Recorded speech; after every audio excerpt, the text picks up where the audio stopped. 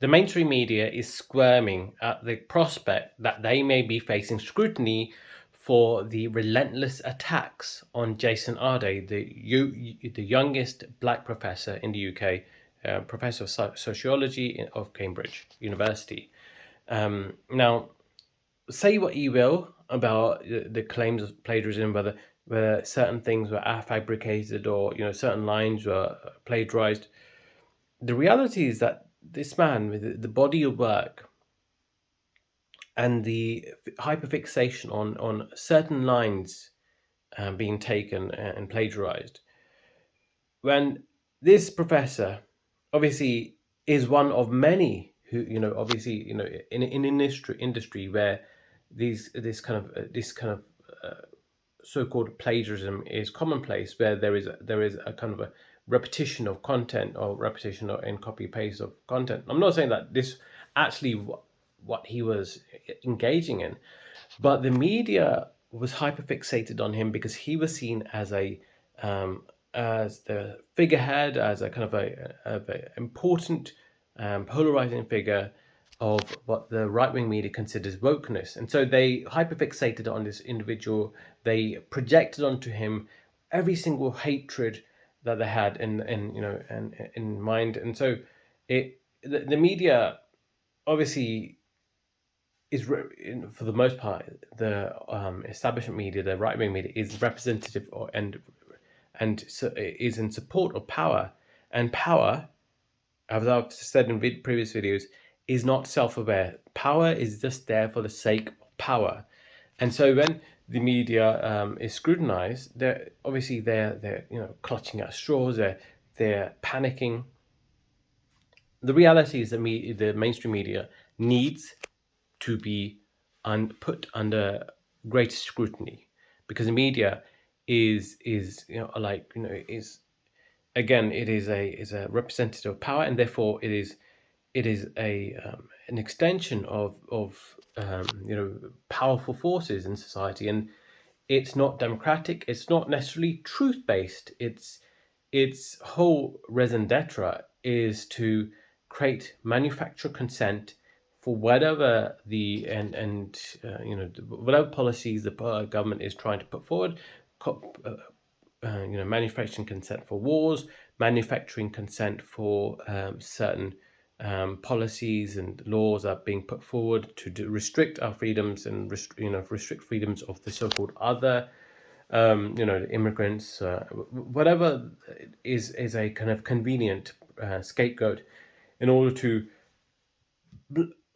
shift responsibility away from the capitalistic system, the responsibility of any kind of democratic oversight, and focus on the so-called cause of the problem, the other, the fifth column within society, the woke, whatever the media of trust dredge up.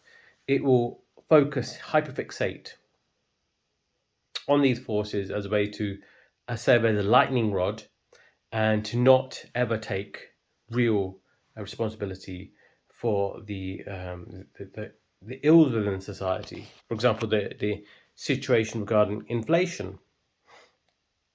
It is largely due to oil prices increasing, but also it is it's a responsibility of government, or other governments, being irresponsible with how they balance the books. And that sounds like a conservative line, but reality is there isn't enough taxation on the hyper wealthy, and there's but there is a need for expenditure to maintain society that is equal and provides opportunity and is just for everyone.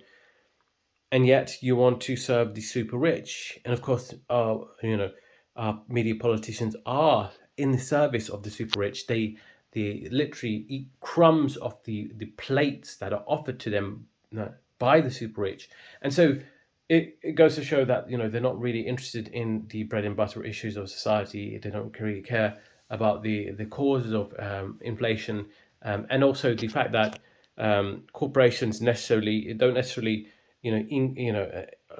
increase prices simply because they must, but rather they take advantage of a culture and a environment of inflation, and using that as an excuse to kind of put forward that Trojan horse of increased profitability in order to make their investors happy. The this current system, capitalist system, where you can basically hyperinflate the cost of your company, by mere virtue of being able to market your business as something that may in the future speculatively provide a boon to the investors. Just look at SpaceX, look at Tesla in its early days. There was a lot of money spent, a lot of money raised by these investors, increasing the value, evaluation of these companies by mere virtue of the promise that it is going to provide, great wealth. Now, even when that promises are made, like for example, Elon Musk promising that he will land people on Mars by 2020 and have a colony in Mars by 2024.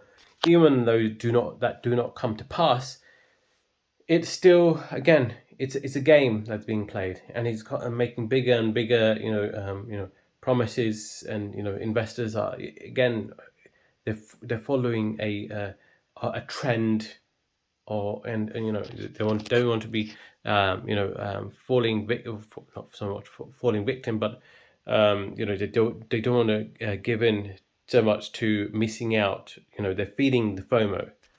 But anyways, to go back to the media and the politicians who are constantly attacking the so-called other, and see Jason Arday as the other. Of course, this is a man of who has autism, and let's say, for and just give the benefit of doubt to the argument that was being put forward by the media, in that he had fabricated certain things, or for example, he fabricated that he ran 600 miles, and he raised money from charity, which could be the truth, but the media doesn't leave much room for credible investigation.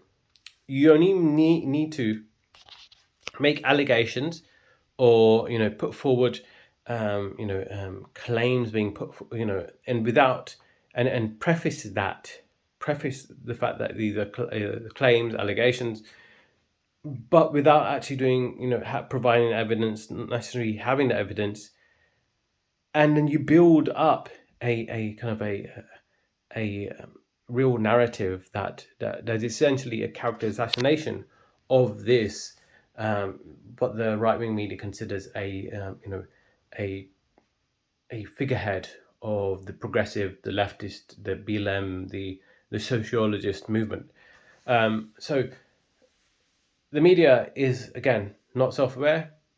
It's the right, and it's important for us to scrutinize the media and place greater. There needs to be a greater democratic oversight over the media, a watchdog, as it were, in order to ensure that the people who are at the mercy of such journalistic character assassination are not allowed to get away with it, and prevent that from happening in the first place.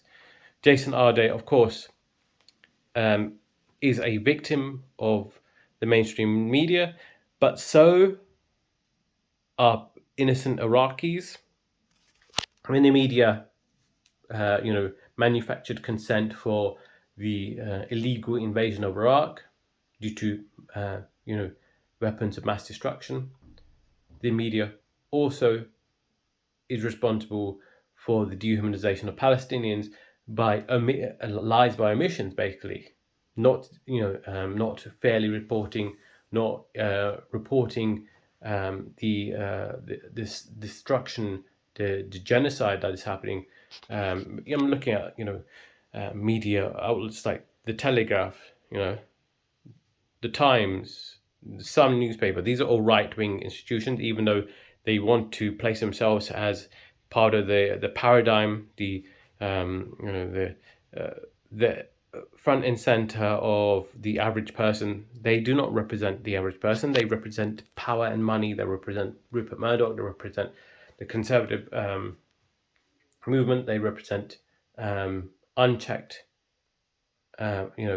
money being fueled to manufacture consent and to control the narrative.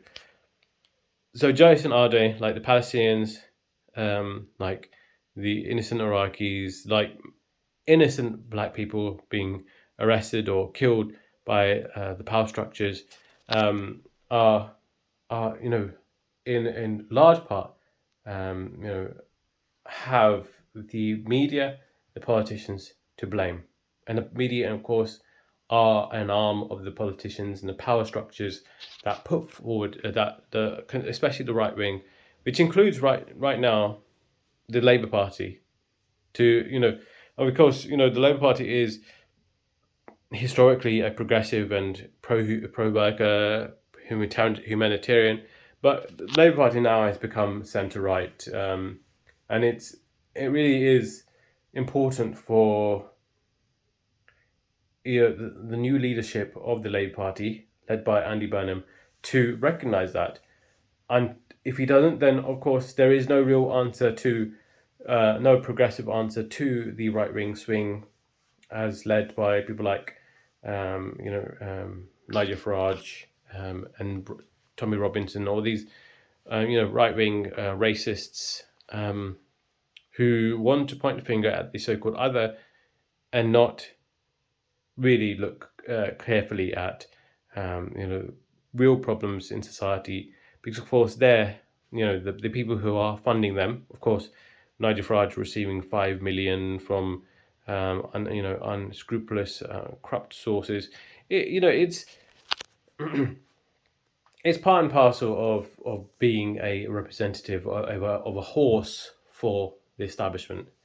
Anyways, more on this in the future. If you like this video, please like, comment, and subscribe. That'd be very much appreciated. Thank you.